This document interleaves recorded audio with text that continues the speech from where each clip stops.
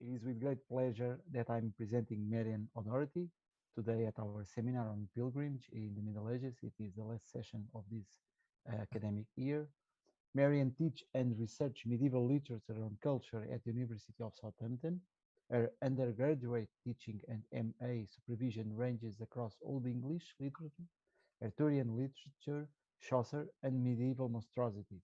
Her main research interest is in medieval experiences and representations of space, including maps, travel, and pilgrimage writing, and geographical literature. She is particularly interested in the reception of medieval travel and pilgrimage writing, including the book of Sir John Mandeville, which is the subject she will speak today. At the moment, though her major project is co-editing the Reading Medieval Maps volume for Brill with Felicitas Schmeider, I think it's the name, and Stefan Schroeder, Marianne will present us today a paper entitled Place Pilgrimage and the Holy Sites in the Book of Sir John Mandeville. Marianne, please, you may begin your presentation. Thank you very much, Paolo, for that introduction, and thank you so much for inviting me to speak today. What a friendly seminar group this is. It's really, really nice. So I'm going to talk today about some research that will be published by Brill in a different volume, not the one I'm editing, in the Reading Medieval Sources volume on Holy Land pilgrimage. So for some reason, I seem to be appearing in a lot of their books in the next couple of years. I've been working on Mandeville for an alarmingly long time now. I realized this morning it was possibly 15 years or more. And it's only in the last 3 years or so that I've started to think about it specifically as a pilgrimage text and really as what it can tell us about place pilgrimage. So I'm really grateful for the chance to float some of my ideas and findings from my recent work for this audience. And I must say, I apologise, I have a bit of a cough, so if I mute and disappear briefly, I'm just having a little coughing fit, not COVID, just random, no idea why. Okay, so written around 1356, possibly in England, possibly in northern France, and probably in Anglo-Norman French, the book of Sir John Mandeville, commonly known as Mandeville's Travels, was one of the most widely read, if not the most widely read, account of the Holy Land to circulate across late medieval Europe. It was an incredibly popular text, surviving in around 300 manuscripts, compared to the 50 or so manuscripts of that better known English pilgrimage text, the Canterbury Tales. It was also translated and retranslated across many European languages.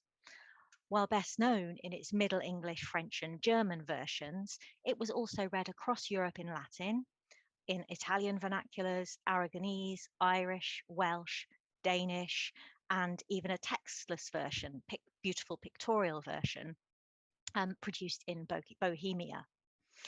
However, it's a tricky text to deal with. It has a very plausible, convincing first-person narrator, pictured here leaving St. Albans and getting a blessing to go on his travels. And he tells us that he was a knight of St. Albans, that he left England on his travels in 1322 in the Insular version, different dates in some other versions, that he spent time serving in the armies of the Sultan of Babylon, of whom it became a favourite, and the Great Khan. And he peppers his account with many references to things he has personally witnessed, measured, tasted, and the peoples he has questioned. And yet, repeated efforts to attribute the book to a specific author have either ended in failure, untenable conclusions, or at best, and I'm thinking particularly of a recent essay by the sadly now deceased Mark Ormerod, who wrote a really interesting piece on this, but inconclusive actually, and those recent efforts to identify him have ultimately been inconclusive. But what we do know is that whoever the author was, they certainly didn't need to travel further than a good library to produce a text that weaves together, reshapes, and rewrites a remarkable number of largely Latin and French sources. As a multi-text, as Ian Higgins, a scholar who wrote an enduring monograph on this back in 1997, as Higgins termed it, rather persuasively, Mandeville's travels contains not just accounts of pilgrimages into and around the Holy Land, but a wander through a fictionalized and fictional lands as far as the borders of the terrestrial paradise by a fictional narrator. But it also underwent multiple changes with every redaction and translation. And one consequence of this complexity, I think, is that the book has historically had a problematic status in pilgrimage scholarship. It's not to say that studies of the text that consider how it represents Jerusalem, devotion and piety are lacking. Rather, it's that the question of what it might be able to tell us about medieval attitudes to place pilgrimage and place pilgrimage to the Holy Land in particular, that question hasn't really been tackled head on. The book's a surprising omission, for example, in D. Dias's otherwise very comprehensive and helpful book, Pilgrimage in Medieval English Literature, 700 to 1500. Recently, studies have begun to fruitfully connect the text and its readers to wider currents in pilgrimage culture with striking results. It is Anthony Bale, who I know you've also had speak at this seminar. He's recently argued that it's through the prism of Mandeville that many later English medieval pilgrims perceived and experienced Jerusalem. Okay, interesting. There we go. But in its prologue, the text addresses itself specifically to those who desire and intend to visit the holy city of Jerusalem and the holy places that are thereabout. Yet it also addresses itself more broadly to those men who covet to hear that land spoken of and diverse countries thereabout and have great pleasure and enjoyment in it. And that word there used there is solas or solas, which has connotations of comfort or consolation as much as entertainment or enjoyment. So it's also through the prism of Mandeville that many people who did not travel to the Holy Land perceived it and gained their sense of what the Holy Land pilgrimage was or ought to be. And given the popularity of this text across multiple versions over 150 years, I think we can assume that this vision of the Holy Land and Jerusalem pilgrimage did provide great enjoyment and solace for many readers. So it's worth examining closely how it conceptualizes and textualizes the experience and places of pilgrimage. Before going any further, however, I want to pause briefly over terminology. Holy Land or Jerusalem pilgrimage can both be regarded as either an archetype or a subset of the broader category of place pilgrimage, a practice that of course incorporated visits to local as well as distant shrines. However, what's implied by these terms can vary really significantly depending on academic disciplines and also scholarly trends, which change very significantly over the decades. So broad comparative religious or anthropological paradigms, such as Eliada's idea of pilgrimage as traveling to a sacred center, or Turner and Turner's model of place pilgrimage as a liminoid phenomenon, have at times made their mark on medievalist interpretations of local and long distance pilgrimage and sacred sites. Some medievalists have become skeptical of some of the universalizing claims of such theories, the idea that there can be one big kind of overarching theory of pilgrimage, and notice their dissonance with important aspects of medieval pilgrimage theory and practice. Other medievalists, however, have drawn on them in adapted form. So John Howe, who I quote here, I think under the second bullet point there, the first sub-bullet point. John Howe, in the essay cited there, counters Eamon Duffy's contention that most medieval pilgrimage was local and thus can't be considered liminal, as Turner and Turner thought, pointing out that sacred centres felt liminal to medieval people rather sacred centres that felt liminal to medieval people did not have to be distant. They could be chosen so that their landscape and access routes could be modified to artificially create a sense of liminality. So what I'm just trying to do here is give a sense that debate about the usefulness of universalizing paradigms is still very much continuing. Among the most authoritative voices on pilgrimage in medieval England and English literature, D. Dias has repeatedly advanced the view that it's the process of journeying through life rather than travelling to the holy places that constitutes the primary meaning of pilgrimage in late medieval thinking and preaching. And place pilgrimage, she suggests, was only considered beneficial insofar as it was accompanied by spiritual and moral reformation, and thus supported the primary aim of the perfection of the Christian soul in their journey towards God. But drawing on explicit rationalizations from writers ranging from John of Würzburg to Felix Fabry to Walter Hilton, she nonetheless notes three further interconnected motivations for Holy Land Place pilgrimage, outlined here. Firstly, knowledge and understanding, the desire to understand more of the biblical narrative and experience, even at the remove of centuries, and specifically the events of Christ's nativity, passion, and resurrection. However, this emphasis on knowledge and understanding shades in Dias's book into a sense that the landscape bears physical witness to the events of the gospel. At the Holy Sepulchre, the site of the central Christian miracle of the resurrection, doctrine became, she says, complete, tangible. Theological truths were clearly set forth in visual form. And finally, like a spiritual pilgrim or contemplative, the fundamental aim of a place pilgrim must be, she says, to seek out a person, largely God, but sometimes at local shrines, the saint of that particular shrine. To journey to the earthly Jerusalem, according to Dias, was in essence to journey to the place on earth where God was most especially present.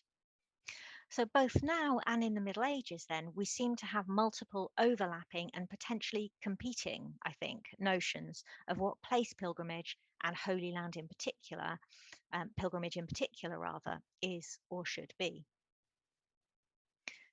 But doctrinal statements and explicit theorizations of the kind that Dias cites to flesh out late medieval attitudes to Jerusalem pilgrimage can only take us so far. Jerusalem pilgrimage narratives circulated among pilgrims and non-pilgrims alike, among clerics and lay people, among those lettered enough to adapt them, and those who were just rather more functionally literate. The reasons that make Mandeville's Travels, which is neither a record of a real pilgrimage nor a guide to future pilgrims, such a problematic text to deal with, are the same reasons why it has so much to tell us about the cultural significance of Jerusalem pilgrimage in the late Middle Ages. Because of what Higgins has called its internal multiplicity, in that it draws on and connects to multiple sources across a wide range of genres and contexts, Mandeville's Travels has the potential to enhance our wider understanding of the late medieval textual Holy Land as Bale has put it, a meme, that is, shared cultural property that prospers through being copied and adapted rather than through its relationship or likeness to the original. And that's a quotation from a really great article that Anthony Bale wrote a few years ago on pilgrims who had used Mandeville's book and adapted it in their own texts, and how it had shaped their own physical experience of Jerusalem.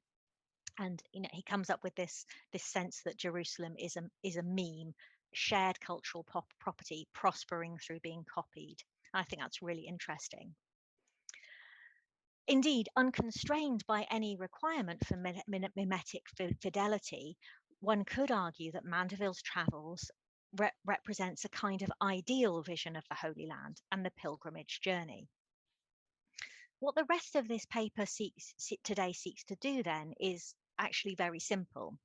I want to reflect on what Mandeville's travels led its readers and users to think Holy Land pilgrimage was for, what, according to the book, was Holy Land pilgrimage, what makes the Holy Land holy, and what's the purpose of a text like this that describes a pilgrimage to Jerusalem, to holy sites. To approach these linked and overlapping questions, I look at how the Mandeville author deployed some of his many unacknowledged sources to construct this textual simulacrum of a holy land. And in the larger essay, of which this paper will form part when I finished it, I'll go on to consider how different later revisions and reworkings of the text continue to remake this shared cultural property. But there's not enough time to do that in this paper. In framing the discussion of pilgrimage, I'm going to be coming back to those observations and findings from some of those scholars that I mentioned earlier, in particular Dias, who's of course a major figure in the study of medieval English pilgrimage literature. But medievalists sometimes forget, perhaps, that a holy place is also a place. And I'm mindful of the fact that important work has been carried out in the last few decades in the fields of geography and literary geographies to rethink what constitutes place. In an important essay from 1996, human geographer Edmund Casey argued that place is not just location, nor is it a local and posterior subset of abstract space. But places are, firstly, known and experienced by living sensory human bodies through the senses, and that they are integrated with the body as much as with place. And this is a phenomenon as much as the body is integrated with place. And he uses the term interanimation for this, which he borrows from another geographer, Keith Basso. A further feature of places that Casey mentions is their capacity to gather. And it's a very long quotation list, so I've cut out some chunks to make it fit on a slide and not get lost. But he says, places gather things in their midst, where things connote various animate and inanimate entities. Places also gather experiences and histories, even languages and thoughts. What else is capable of this massively diversified holding action other than place, he's implying? That power belongs to place itself, and it's a power of gathering.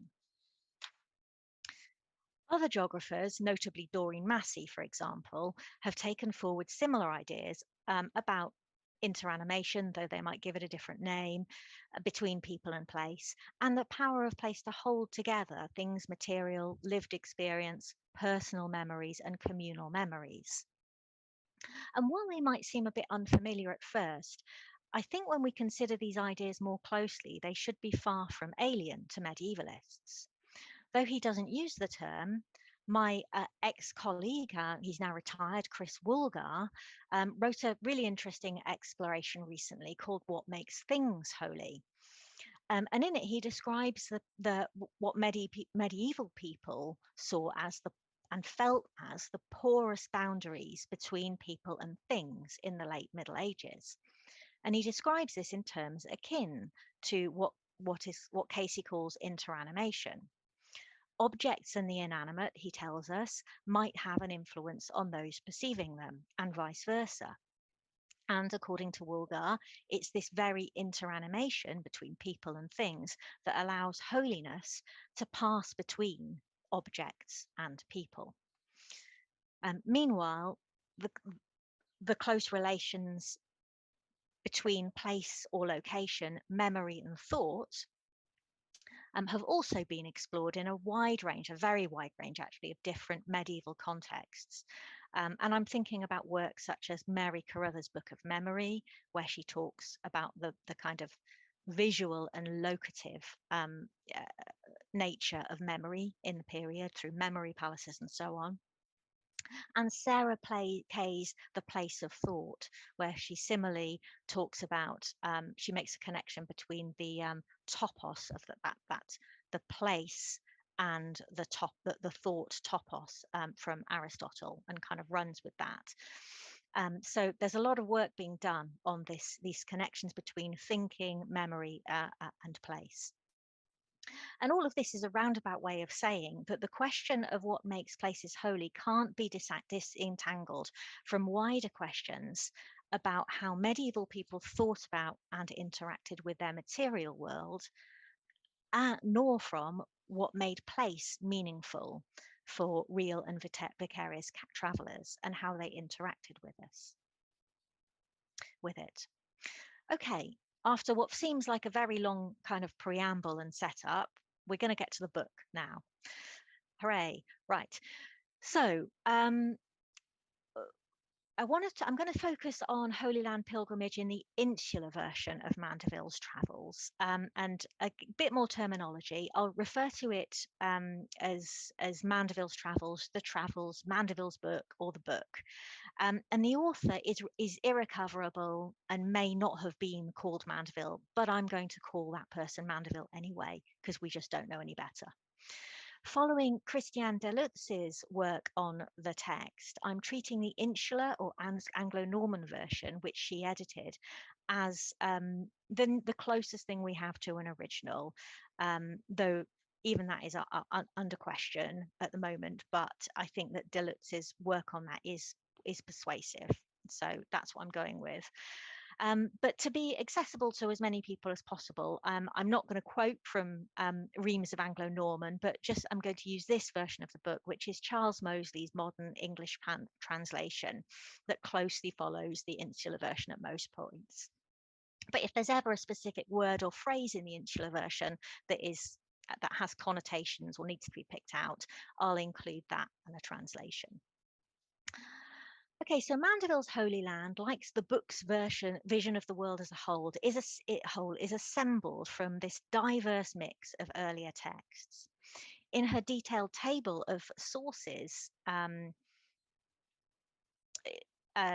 used by the Mandeville author for the part of the book that treats the ways to the Holy Land and its surrounds, Christian de Lutz lists no fewer than 25 identified sources. But the chief among these is the one at the top there, Guillaume de Bourdonceaux, who I'll probably just call William from now on, who travelled around 1366, possibly on a mission relating to crusade surveillance, not quite sure. And Deleuze calls William's account the fil conducteur, the guiding thread around which the narrative is woven. The Mandeville author clearly has access to this text both in a French translation from 1331 and William's original Latin, and uses both because they're both slightly different.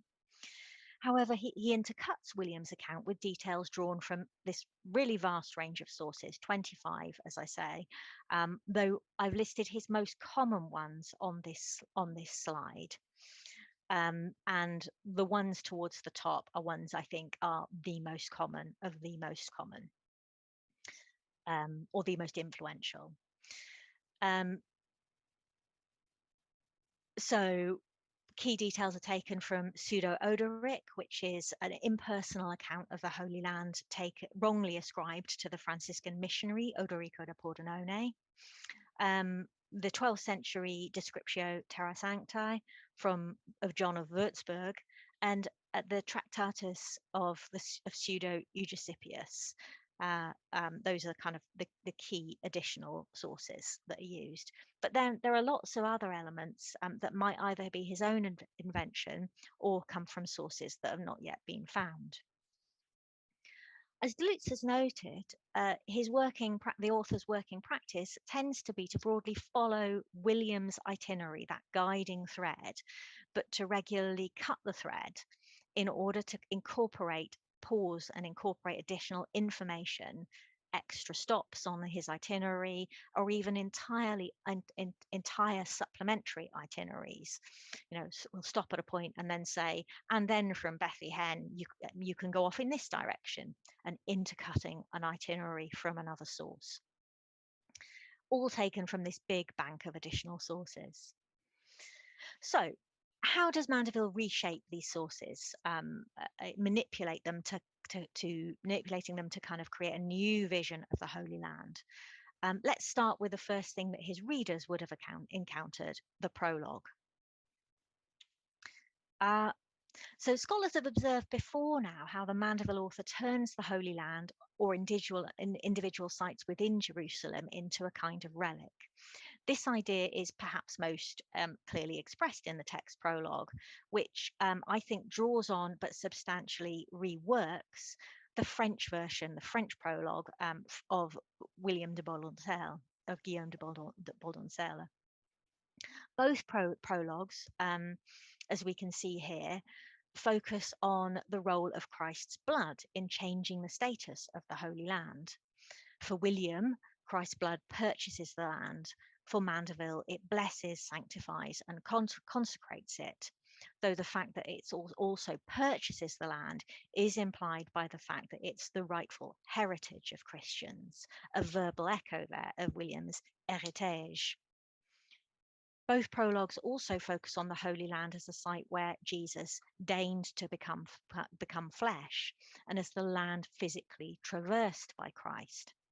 William justifies his own pilgrimage to the Holy Land, as following the psalmist's exhortation to worship God in the same place as his feet walked, while the Mandeville author focuses on Christ's choice to walk and encompass that same land with his blessed feet. While Christ's sacrifice theologically bought the whole world, then, it seems in both texts to have specifically sanctified and purchased the Holy Land through the tangible material connection created there by Christ's choice of it as the site of the incarnation. It is therefore a place where the boundary between the human and the divine has been transcended. The prologue sets out the framework for an approach to the materiality of the Holy Land, holy sites, and holy things that is sustained through the book's journey to and around the Eastern Mediterranean. As well as the relics of the Passion that take centre stage in Constantinople and Cyprus on the way to the Holy Land, the account of the Holy Land itself is peppered with material traces of biblical events, particularly in its rocks and stones. And I've included, partly to, give a bit of visual interest, some examples of depictions of these from illuminated manuscripts. So here we've got the Rock of Calvary with its mortice where the cross stood. We've got Mandeville himself as pilgrim, praying and looking, I think that's a gesture of wonder, isn't it? He's sort of expressing his wonder before a group of stones in Bethlehem, which were supposed to have been stained with white where the Virgin expressed excess breast milk onto them. And we've got the hoof prints of Christ's ass made on entry to Jerusalem outside the Golden Gate. So this tactile materiality is clearly important in the text, and also to many of the text's illustrators, I think. But how much of it is really there on Mandeville's own initiative, and how much is kind of unthinkingly inherited and sloppily copied in from the sources he used? Again, a comparison with William, Mandeville's guiding thread, is instructive. And particularly, I think, a comparison of the two texts' treatment of Jerusalem's holiest site, the Church of the Holy Sepulchre.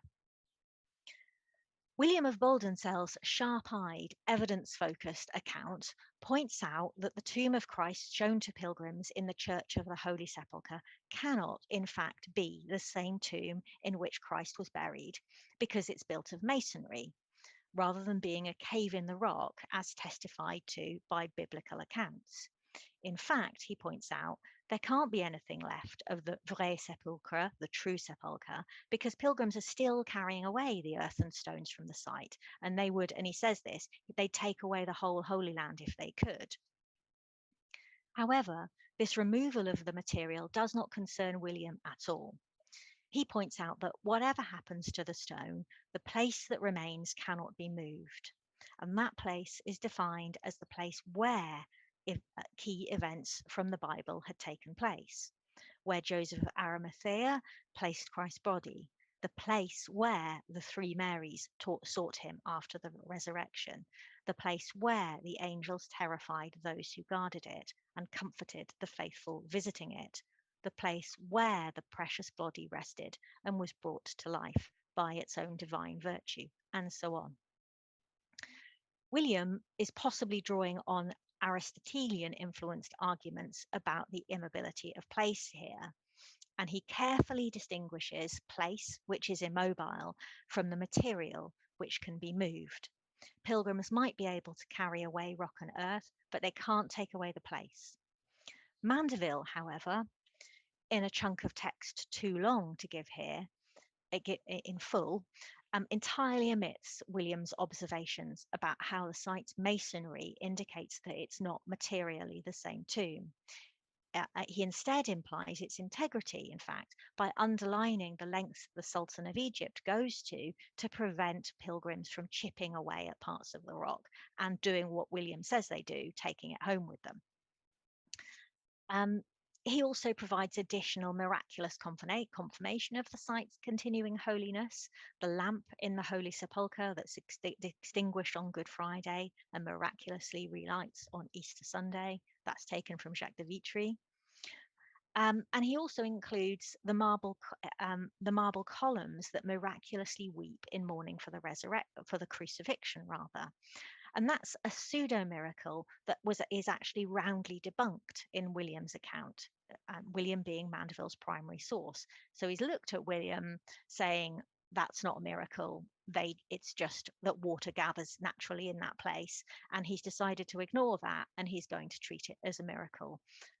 These columns really are weeping for Christ, or they say they are.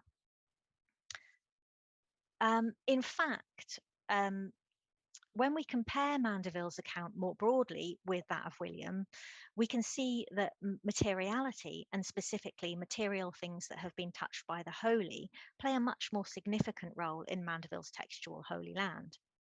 Seemingly unsatisfied by the few material traces of Christ's life in the actual physical landscape that William's account includes, and he does include a few of these, such as the footprint that remains imprinted in the rock from where Christ ascended. The Mandeville author adds more traces from a range of sources, possibly including his own imagination. At Gethsemane, he adds to William's guiding thread a description taken from Pseudo-Odoric of handprints in the rock where Christ pushed into the rock when the Jews took him. Outside the Golden Gate, we've seen the hoof prints of the Lord's ass. On the location at the Mount of Olives, we've got the location where Christ wrote on a stone, writing which is still visible today. At a place called the Lord's Leap near Nazareth, Mandeville adds to a story he takes from William and also Pseudo-Odoric an extra detail that the Lord's footprints still survive in the rock there to this day, a detail not in his sources. Claudia Oak has argued that the traces of biblical events in the rock or landscape, such as these, function as synecdochal reminders that anchor the text in salvation history and create continuity between the time and events of the Gospels and the contemporary present. However, I think they also provide hard material evidence for the pilgrims seeking the person of God, that the holy were, and provides evidence that the Holy Land was indeed, as Dias puts it, the place on earth where God was most especially present. And like the holy things about which Chris Wilgar has written, they were linked to Christ in a theoretically unbroken chain via a process that operated in the same way as and as part of sensory perception. But unlike the holy objects within the Catholic Church back in Europe, that chain consisted of only 2 links, making God's presence in this land tangibly close. However, it's not only the material sensory link to God that marks out the Mandeville author's holy sites. We might, I think, kind of modify or perhaps particularize is a better word, Casey's argument that places gather to say that for the Mandeville author, holy places gather holy things, associations, memories, and stories. William of Boldonsale's account of Calvary moves around the space of the Holy Sepulchre, pausing at multiple locations with specific associations in the gospel narrative, and lingers as William says Mass and creates a couple of nights in the Holy Sepulchre, nights of the Holy Sepulchre rather, within the tomb itself. Mandeville, by contrast, adds many more associations of the Rock of Calvary to those he inherits from William's account, and he heaps these up in quick succession, never pausing to linger on any one. The associations he adds include Abraham's sacrifice, supposed to have taken place on the same rock, an account of the adjacent altar to the Crusader kings of Jerusalem, apocryphal details such as the site from the Via Crucis where the cross rested. However, the most significant manipulation of his sources here is Mandeville's addition to William's account of the legend that of Adam's skull. This is important as the Mandeville author had a couple of choices here.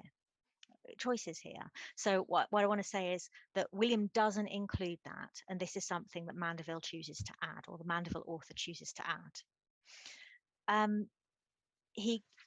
When he's adding the legend of Adam into his account, he could have used the Pseudo-Odoric's account of the Holy Land from the early 14th century, which he has and he uses. And that places the finding of Adam's skull at his burial site in Hebron at a completely different point in the itinerary. Instead, he seems to have used a version of the legend similar to that found in John of Würzburg's description of the Holy Land from 1140. And I've included both accounts here. Mandeville has the cross set in a mortise on the rock, which is white, streaked with red in colour. Upon the rock, blood dropped from the wounds of our Lord when he suffered on the cross. And in that mortise, Adam's head was found after Noah's flood as a token that the sins of Adam should be redeemed in that place. And John of Würzburg has the rock in that place, the rock in which the cross was fixed was split through the midst, and in the place where it was touched by his blood, through which rent the blood flowed to the lower parts, wherein Adam is said to have been buried and thus baptized in the blood of Christ. So a kind of a similar, very different phrasing and kind of different implications, but the same idea that Adam's skull is found under the rock is present in both of these. Dias points to Würzburg's account as an example of how, in the Holy Land, theological truths were set forth in visual form. In this instance, the sin of the first Adam was seen to have been literally cleansed by the sacrifice of the second Adam. This is just as true, if not truer, of Mandeville's formulation. At the same time, though, by gathering together in one place these histories of mankind's sin and eventual redemption, the site of Calvary evidences God's foreknowledge of the full trajectory of Christian salvation history. Claudia Oak has also written a very good essay on with touching on the rocks and landscape in Mandeville. She's also written that Mandeville's Holy Land unfolds as a territory mapped by a palimpsest of stories, and the linear horizontal movement of the narrative is paralleled by a vertical dimension of salvation history from which Mandeville's narrative excavates layer upon layer of significance. And I've illustrated what I think she means here with this image from a 15th century German manuscript that co-locates Abraham's sacrifice back in the Old Testament with an illustration of the altar to Godfrey of Bouillon and the Crusader kings. Two things different in time, held together in Mandeville's version of space by the same place, Calvary, and where the later association overwrites but does not erase the earlier association. Indeed, one of the critical functions of the holy places in the text is to anchor and locate narratives of this kind in a lived material world. But Mandeville's textual Holy Land is not merely a structure or a grid for organizing or calling to mind all of these narratives from Old Testament to New Testament to Crusader history. It's not just a kind of big storeroom for stories, for historical stories. Certain of the source manipulations that the Mandeville author makes seem designed to make the landscape actually function as narrative, and in particular, like scriptural narrative, in which the Old Testament prefigures and is fulfilled by the New. That is, to make the landscape amenable to an exegetical reading. Placing Adam's skull not in the grave at Hebron as the Pseudo-Odoric does, but at Calvary, is perhaps the clearest example of this. But it's far from the only example. The Mandeville author's expansion of William's account of the Templum Domini, the Dome of the Rock, works in a similar way, emphasizing narrative and theological fulfillment of promise.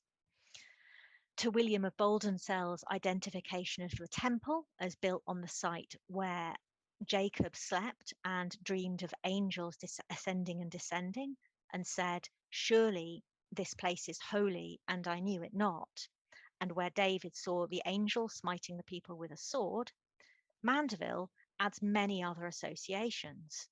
On this same rock, we find the Virgin learned her psalter. The Lord forgave the sins of the woman taken in adultery. Our Lord stood when the Jews wanted to stone him to death and the rock split apart and he hid himself in the cleft. And various of these are illustrated on this page from the same beautiful German illuminated manuscript. We've got Jacob's ladder and the angel doing the smiting, and the stoning of Jesus and him hiding in a cleft in the rock there. In Mandeville's reworking, the premonition of holiness in Jacob's dream is fulfilled by the later events attached to this holy place. Then later in the text at Bethany, we even see in the landscape a narrative that is still being written. William has an account of a stone on which our Lord sat and preached. The Mandeville author adds to it the prophecy that he will appear in the same spot on the day of judgment.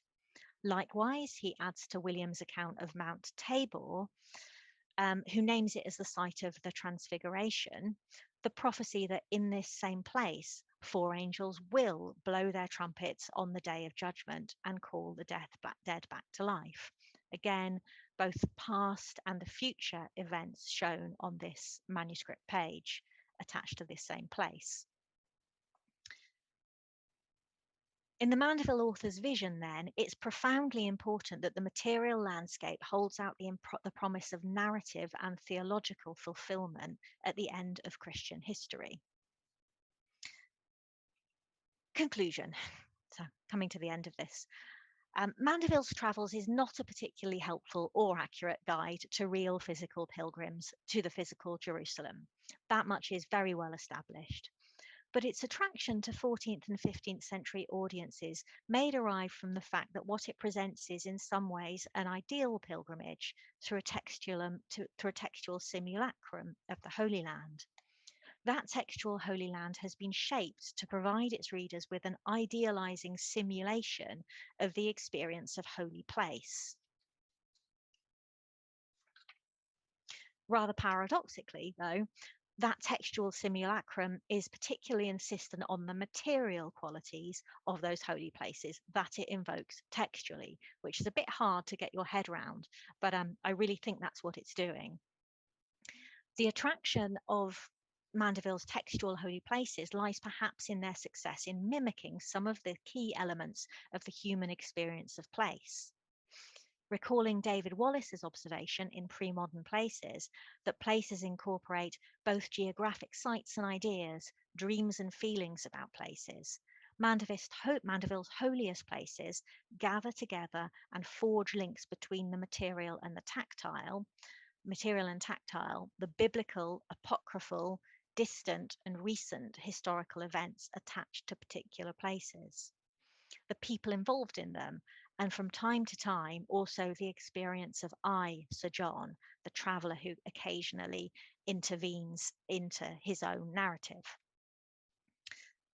Furthermore, the book presents the holiness of its most holy places as iteratively reinforced throughout history, through divine interventions and momentous religious events that attest that, that those places predestined, continued, and future holiness. And in so doing, it allows the traveller through its pages to read this holy land as clerics read Holy Scripture, exegetically, its holy places both confirming the fulfillment of promise and holding out the promise of future fulfillment of scriptural prophecy. And yet, by manipulating the landscape of the Holy Land so carefully, Mandeville weaves together a textual place pilgrimage through a simulacrum of the Holy Land that is perhaps more satisfying than travelling to the original Holy Land ever could be. By providing a textual landscape that manages to both mimic aspects of human experience of place and satisfy readers' hermeneutic desires by rewarding interpretive effort, the book provides, I think, that solace, the enjoyment, comfort, and consolation that was promised in its prologue. Thank you very much for listening.